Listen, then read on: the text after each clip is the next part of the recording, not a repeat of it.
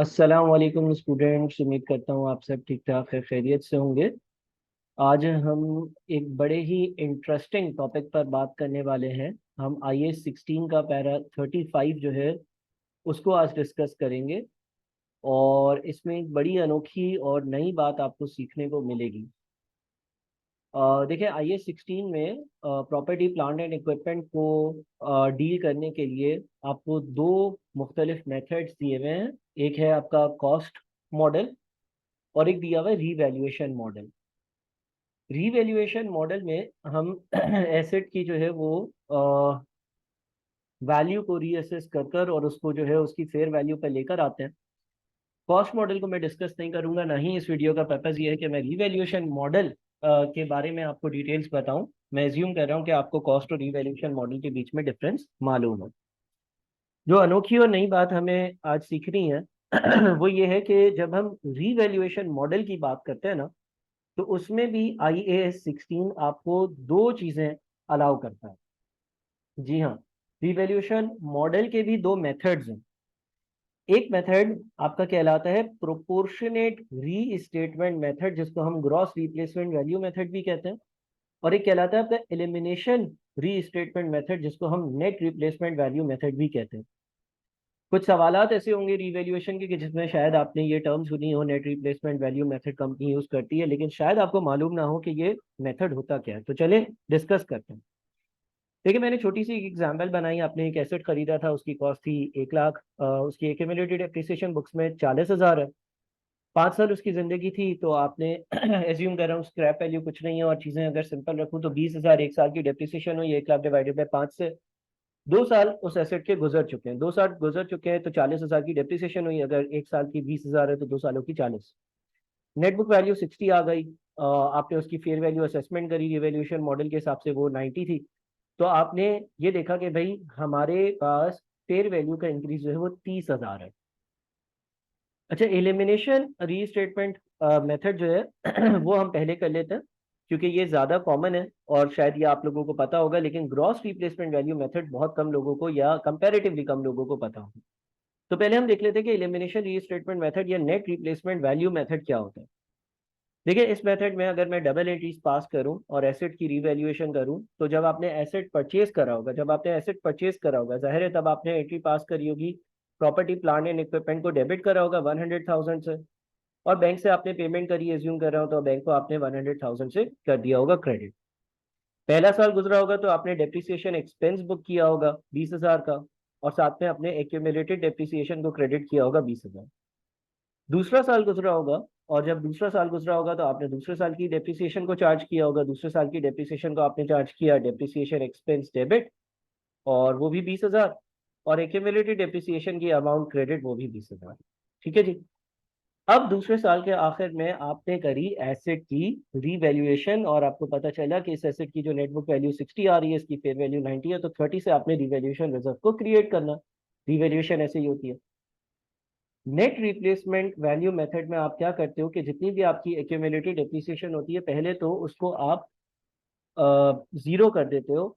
आप accumulated depreciation के account का जितना भी बैलेंस है, यानी कि 20 और 20,000 दो बार है, इसको आप जो है वो यहाँ से हटाकर और अपने पीपी के साथ नॉक ऑफ कर देते हो, नेट ऑफ कर देते हो। देखिए, अभी इन एंट्रीज के बाद सिनेरियो ये है कि पीपी के अकाउंट का बैलेंस 1 लाख है, एक्यूमुलेटेड डेप्रिसिएशन के अकाउंट का बैलेंस 20 और 20 यानी कि 40,000 है। तो आप करोगे ये कि आप एक्यूमुलेटेड डेप्रिसिएशन के अकाउंट को डेबिट कर दोगे 40,000 से, और प्रॉपर्टी प्लांट एंड इक्विपमेंट को क्रेडिट कर दोगे 40,000 से। इससे ये होगा कि आपके एक्यूमुलेटेड डेप्रिसिएशन का अकाउंट जो है वो क्लोज हो गया। जितने उसमें क्रेडिट्स थे उतने ही उसमें डेबिट्स आ गए। और पीपीई का जो अकाउंट था, अब उसका जो बैलेंस है वो 60,000 रह गया। 60,000 क्यों रह गया? 1 लाख का बैलेंस पहले था और उसमें से 40 माइनस किया तो वो 60 पर आ गया, यानी कि अपनी नेट बुक वैल्यू पर आ गया।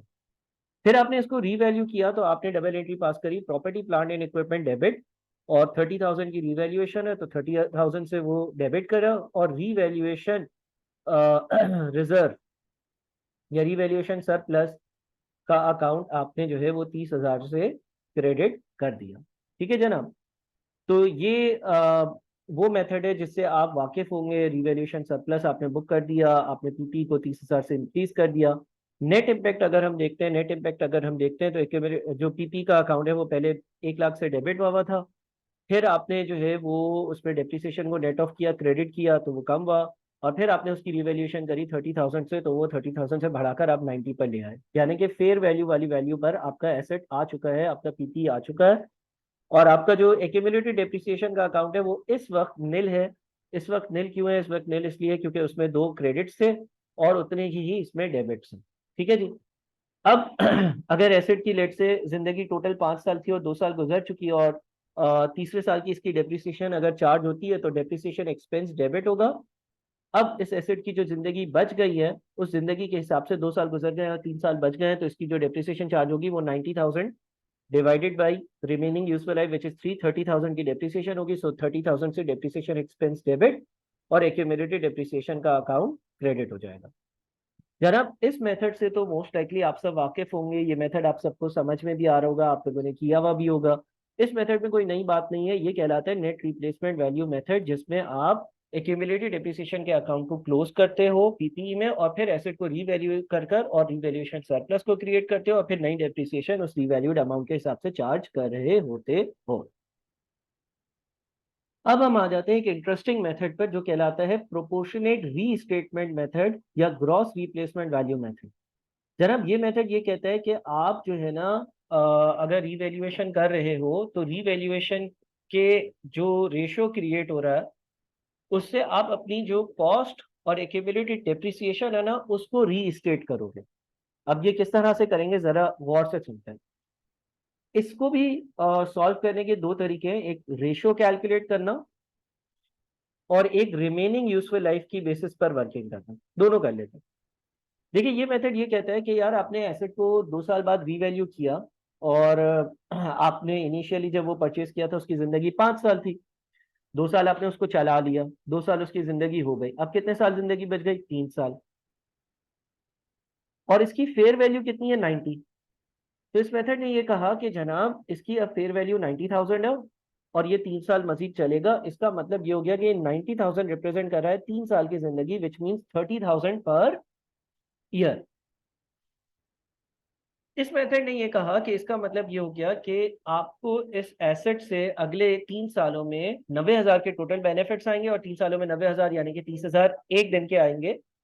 तो आप इसी बुनियाद पर अपनी जो ओपनिंग वैल्यूएशन है, अपनी जो कॉस्ट है उसको रीवैल्यू करो, उसको प्रोपोर्शनेटली इंक्रीज करो। कैसे? देखो अगर ये रिवैल्यूएशन सही है, यानी कि अब मैं ये देख रहा हूँ कि मेरे पास जो एसेट है उसकी जिंदगी 3 साल बची हुई है और वो मुझे 90,000 के फायदा देगा, तो जो पिछले 2 साल मैंने इसको इस्तेमाल किया है, मैंने इसको इस्तेमाल किया और मैंने चार्ज किए 20-20 हजार की डेप्रिसिएशन। लेकिन मुझे उसूली तौर पर अगर आज की वैल्यूएशन से मैं उसको 20,000 को और 30,000 को कंपेयर करूं, डेप्रिसिएशन क्या होती है? सालाना बेनिफिट जो मिलेगा ना। तो मुझे यूं लग रहा है कि यार मैंने जो एसेट खरीदा था वो 1 लाख का नहीं था, बल्कि उस दिन उसकी वर्थ या वैल्यू ज्यादा होनी चाहिए थी। कितनी होनी चाहिए थी? 30,000 1 साल की वैल्यू अगर बनती है आज के हिसाब से, और ये एसेट की टोटल जिंदगी 5 साल थी, तो हमारी जो कॉस्ट होनी चाहिए थी, कॉस्ट होनी चाहिए थी वो 1 लाख नहीं बल्कि 1.5 लाख होनी चाहिए थी। 30,000 अगर 1 साल के हैं, तो इस हिसाब से मैं अगर पास्ट को इंक्रीज करूं तो 1.5 लाख रुपए पे ये वैल्यू जानी चाहिए। और हर साल 30,000 की डेप्रिसिएशन चार्ज होती, तो पहले 2 सालों की डेप्रिसिएशन जो है वो 60 होनी चाहिए थी। जी हाँ, इस तरह से ये मेथड सोचता है। अब देखें जरा इसमें डबल एंट्रीज क्या होंगी। जब एसेट खरीदा तो सेम डबल एंट्री होगी। शुरू की एंट्रीज में यहीं से कॉपी कर देता हूँ। ये पहले साल की एंट्री, जब एसेट खरीदा, पहले साल की डेप्रिसिएशन, दूसरे साल की डेप्रिसिएशन, मैं शुरू की एंट्री यहाँ पेस्ट कर देता हूँ। अब क्या होगा? अब ये मेथड ये कहता है कि आपने फेयर वैल्यू को रिमेनिंग यूजफुल लाइफ से डिवाइड किया, तो आपको पता चला कि 1 साल में आपको 30,000 के बेनिफिट आ रहे हैं। एसेट की टोटल जिंदगी 5 साल थी, तो इसमें टोटल बेनिफिट्स 150,000 के थे, 100,000 के नहीं थे। एसेट 1 साल में 30,000 के बेनिफिट दे रहा है, तो पिछले 2 सालों में हमने 40-40 हजार जो चार्ज किए हुए वो इफेक्टिवली 40-40 नहीं होने चाहिए थे। वो ये आज की फेयर वैल्यू रिप्रेजेंट करिए कि तुम्हें 30-30 के बेनिफिट्स आए। तो अब मैं क्या करूं सर? अब आप एक एंट्री पास करोगे पीपीई डेबिट, पीपीई आपका 1 लाख पर है, आप उसको 1.5 लाख पर लेकर आओगे, क्योंकि उसूली तौर पर ये मेथड ये कहता है कि ये जो 1 लाख था ये उसकी फेयर वैल्यू ट्रू नहीं थी, तो आप उसको 1.5 लाख पे लेकर आओगे, यानी कि 50,000 से पीपी को डेबिट करोगे। एक्यूमुलेटेड डेप्रिसिएशन का अकाउंट 40,000 पर है, उसको भी प्रोपोर्शनेटली इंक्रीज कर 60,000 पे लेकर आओगे। अब 40 को 60 पे लेकर आना है तो 20,000 का मजीद हम क्रेडिट करेंगे, और बैलेंसिंग फिगर आप देखें कि रिवैल्यूएशन सरप्लस में जाएगा और वो कितना बन रहा होगा 30,000। अब इफेक्टिवली अगर इस मेथड की भी बात करें तो इस मेथड में भी आपके पास जो आपका पीपी है, अब इस मेथड में थोड़ा सा चीजें डिफरेंट होंगी लेकिन फाइनल रिजल्ट सेम होगा। देखिए इस मेथड में पीपी जो है वो उस अकाउंट की कॉस्ट अकाउंट जो आ रहा होगा पीपी का, वो आ रहा होगा 100,000 प्लस 50,000 यानी कि 150 पर। एक्यूमुलेटेड डेप्रिसिएशन का अकाउंट इस केस में आ रहा होगा पहले से इसकी 20 और 20 की एक्यूमुलेटेड डेप्रिसिएशन थी और नई एक्यूमुलेटेड डेप्रिसिएशन रिवैल्यूएशन की वजह से इंक्रीज करने वाली 60। ठीक है जी। और इस हिसाब से इसकी नेट बुक वैल्यू अगेन कितनी आ रही है 90। नेट रिजल्ट सेम होगा, यहाँ पर भी नेट रिजल्ट 90 आ रहा था, यहाँ पर भी नेट रिजल्ट 90 आ रहा है। और अगले साल की डेप्रिसिएशन आप कैसे चार्ज करोगे? सर ये 90,000 है, यूजफुल लाइफ रिमेनिंग जो है वो 3 साल की है, तो 30,000 की डेप्रिसिएशन चार्ज करेंगे, डेप्रिसिएशन एक्सपेंस डेबिट 30,000 और एक्यूमुलेटेड डेप्रिसिएशन का अकाउंट क्रेडिट 30,000। तो एक तो ये तरीका ठीक है जी। अच्छा सर आपने बताया था कि रिमेनिंग यूजफुल लाइफ से कैलकुलेशन का तरीका, दूसरा तरीका क्या है? दूसरा तरीका ये है कि देखें आपके एसेट की नेट बुक वैल्यू कितनी है 60 है, अगर आप उसको 90 की फेयर वैल्यू पर लेकर आ रहे हो तो इसका मतलब ये हो गया, कि आप अपनी करंट नेट बुक वैल्यू को 1.5 से मल्टीप्लाई कर रहे हो। देखो आपके बुक्स में नेट बुक वैल्यू आ रही है 60, उस नेट बुक वैल्यू को आप 60 से 90 पर लेकर जा रहे हो, यानी कि आप अपनी नेट बुक वैल्यू को 1.5 के फैक्टर से मल्टीप्लाई कर रहे हो, 1.5 के फैक्टर से मल्टीप्लाई कर रहे हो और उसको इंक्रीज कर रहे हो। 60 मल्टीप्लाई बाय 1.5 इज 90। तो आपने क्या किया, fair value divided by net book value से एक रेशियो कैलकुलेट किया कि जनाब मैं अपनी करंट नेट बुक वैल्यू को किस फैक्टर से इंक्रीज कर फेयर वैल्यू पे लेकर जा रहा हूँ। मेरी नेट बुक वैल्यू 60 थी, अचानक से रिवैल्यूएशन की वजह से वो 90 पर जा रही है, यानी कि 1.5 के फैक्टर से इंक्रीज हो रही है।